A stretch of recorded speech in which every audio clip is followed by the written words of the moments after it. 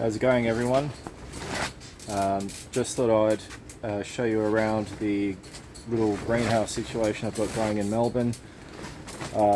Since I've been here at the end of August, start of September for the weekend, just trying to send the last few plants over and I guess show you around this area where I've got a small sanctuary, I guess you can call it. Unfortunately, due to variabilities in the greenhouse, you know, if it's a full sunny day, it can get quite hot in here, and the fact that I'm only here once every few months, it has been a challenge to keep some of these plants going, I guess, well, in a short word. There are some plants that are completely unaffected by the high variability in the cold at night and the heat during the day, on the odd day when it is quite sunny. But these are things I just can't control when I'm not here often enough, and it's sort of on autopilot with irrigation system once a week. But anyway, enough of me. I'll change. I guess I'll just work my way from the entryway over here and sort of go from there. So I've got a few avocados here. I think this is a Linda that is grafted right down the bottom there. Hard to see, but the particular grower prefers to graft it right at the base. So yeah, Linda is quite a large avocado variety. I'm sure most of you know of it. Right next to it is a grafted variety that originates from Perth. Oh geez, really hard to get there. There we go, there's the graft. This one's called Belmont, after the suburb that I believe it originates from. The person that grew this originally as a seedling has passed away. He was a member of the Rare Fruit Club of WA. So I guess I'm keeping his legacy alive with a probably first tree in Victoria of this particular variety. It is a bright red skinned variety, so you know, something a bit different. Anyway, I'll move on. This one over here is Eugenia anthropophaga, I believe that's how you pronounce it. Quite a decent sized specimen, bit spindly, but otherwise doing fine here, neither declining nor growing. Some speckles on the leaf. I think that's just due to the mix of humidity in this greenhouse here. This species is otherwise known as banana pitanga. Quite a elongated looking pitanga tuber type of fruit. Pitanga tuber is another Eugenia selloi, I believe it is. This anthropophaga just looks like an elongated version of it. Moving on, I believe I've got another Eugenia here. Let's have a look. Eugenia. Oh yes, Eugenia minifolia, another Steve Trineri special. So that one's doing quite well. It can get to quite a sizable specimen in its native habitat, but we are in Melbourne, so I'm not expecting a miracle. It is quite windy today. If you can hear all this flapping, got quite high winds over the past week. So anyway, I'll keep carrying on.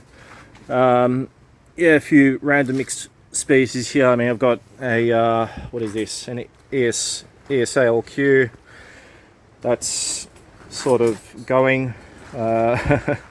Could be in better condition, but you know, you have to consider I've sent a lot of these over from Perth to Melbourne, and a lot of them freaked out on that week-long journey. So you know, it doesn't surprise me that they're sort of still recovering, considering it's been pretty cold on this side of the fence as opposed to Perth. This one is Puteria salicufolia. Interesting species. It is actually more of a temperate species. Places like southern Brazil and Argentina, I believe. I've got another plant over here. Yep, grown from seed from Bellamy. So it should be an interesting one. I don't think many people have this in Australia. These ones are the giant Luke's Garcinia grafted. I think they've been whacked by the plastic here, and again, high variable temperatures in this greenhouse from night to day. So I believe they haven't liked that very much one bit. When it does heat up in a couple months, I'm going to probably leave this door permanently zipped open over the summer and late spring. Moving on, I do have some Canistel here grafted that have fully defoliated. Again, suspicions of temperature variability. Now the ones that have actually been doing quite well here are the Pitomba, which these are how I've grown from seed, again from Bellamy. Remarkably, no issues. They're just soldiering on. I believe I've got 6 different ones over here that are doing reasonably well. There. A few others that have some slight leaf burn. I believe it's also from parts of the sun shine into here, and due to the stagnant air, they can get a bit of leaf burn. I've decided to permanently leave that flap and the other flap at the end open there to allow for some airflow, considering I don't think we're going to have any frost anytime soon, so I think it should be safe. Got a seedling reed avocado here that got sent to me by mistake instead of the grafted Linda, so the person I bought it off sent me the replacement Linda free of charge. So that's doing quite well. It's the only avo so far, of course, as a seedling. Has already started to wake up. Here I've got a teeny weeny Puteria lucuma starting to wake up as well. Anyway, I've got grafted Chris white sapote, rainbow white sapote. There's a whole mix of different defoliated plinias here. They are starting to wake up though. Don't think they're dead. They're just freaked out by being sent over interstate. Like you can already see, it's hard to capture, but you got some. There we go. Got some leaves starting to stick through there. This one is a Otto Anderson selection variety. I'll just put that back. This one here, which is a bit larger, that's the watermelon variety. Again, that's starting to wake up there. All the Djibouti carbers should be doing fine. I'm not really too concerned. Like you got a few that have new leaf buds sticking out there, so I think they should all be recovering. There's a few varieties here: Restinga, Branca Mel, all sorts intermixed here that I've grown from seed from Florida, imported. Also have from Steve Eugenia squamifolia, or squamiflora, sorry. That one again is doing fine. I don't know if it's cold damage or not, but that one's doing fine. Sorry, just reaching over here. Got some other ones like Chrysophyllum imperial. That's the otherwise known as the Emperor's Tree from Brazil. So I've got one of those there, and another one here that, again, they're all freaked out from being moved to a different climate. But that one's starting to leaf out. They should be fine. This is an interesting one, Puteria macrocarpa, and it doesn't really seem bothered by the weather too much at all. Another one I've grown from seed. We've got some Eugenia uniflora here. This one's a variety that I got from Mexican seed, black fruiting variety there and there as well. Again, starting to leaf out, so they should be fine. Another one here is Eugenia pulcherrima. I think they didn't like being exposed to the sun on that end, so I've moved them over here. Still very much alive. I can see some small budding down there at the bottom. This one's fully defoliated, but it's very much alive, so it should wake up, especially now that I've moved out of direct sunlight in this shade house, or greenhouse if you want to call it that. So yeah, it's got the distinctive orange furry stems there. I think it should be fine. Here we've got the Merciaria. Oh geez, I can't remember the yellow Jaboticaba they call it. And this is the De Cruz variety. The leaves don't look too big now because they're all singed from the move and being in this cold location. But they should make a full recovery. They're quite hardy. So I'll carry on.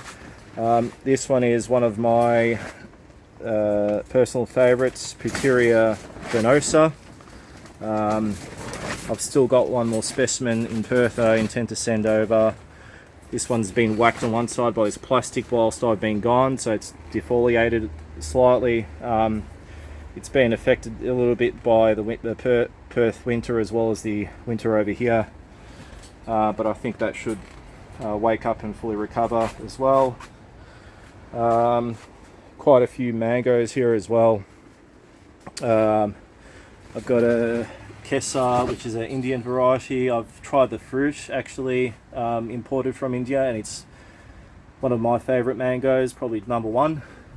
This one is from a seedling, so it's probably not going to be true to the parent, but hopefully it does share some of the qualities. It's very hard to find a genuine Kesar in Australia, so yeah, I'm just going to have to take what I can get. Yeah, we've got, you know, a lot of the Florida varieties like orange sherbet, coconut cream I think is this one, lemon zest, sweet tart, if you can see that label there, that's the sweet tart, and that one's actually waking up now. They should all be fine in Melbourne, especially in a greenhouse like this. They should be not affected at all. Got a few other Indian varieties here. I'm just going to reach for that. Again, Himsagar, this one is called Himsagar. So that's that one there.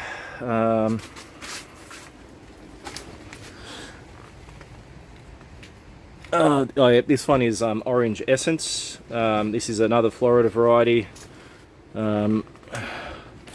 that it's only got a few leaves, but I'm sure it will recover in due course.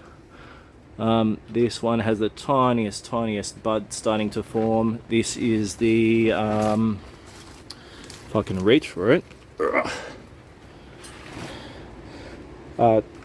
Chaunsa mango. So this is the variety from Pakistan. I have tried the fruit, and yeah, not a huge fan of it, but I guess it's still interesting to have these rare varieties. So yeah, that one should do fine. A few other things here like Alama seedlings, Annona diversifolia. So yeah, I've got one here, another one here that's managed to defoliate, but they usually do that this time of year before the new buds come out. So yeah, it's already sort of got buds forming there. It should leaf out hopefully within the month. So they should be fine here. I'm intending to graft these eventually onto Cherimoya as well, so I can plant them outdoors without too many hassles. These actually do fine outside in Perth all winter. They're not affected at all. So yeah, they should be fine. This is an interesting Eugenia that has freaked out a bit again, but it's got lots of new growth forming. This is the Eugenia Cereja or Cereja.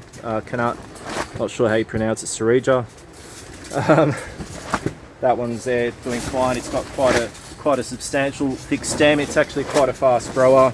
I'm not too concerned about that. That should be fine. So yeah, got quite a few species here in this house. So I think most of them should be fine. They're just a bit freaked out from being switched interstate and then being in this odd environment that's got mixed high humidity and cold throughout the day.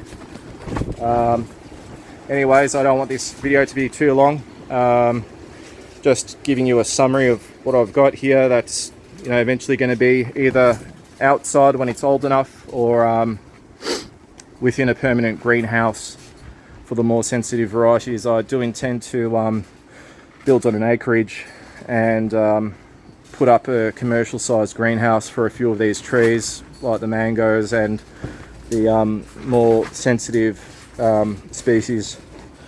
Anyway, thanks guys. I guess you'll see another video soon. Bye.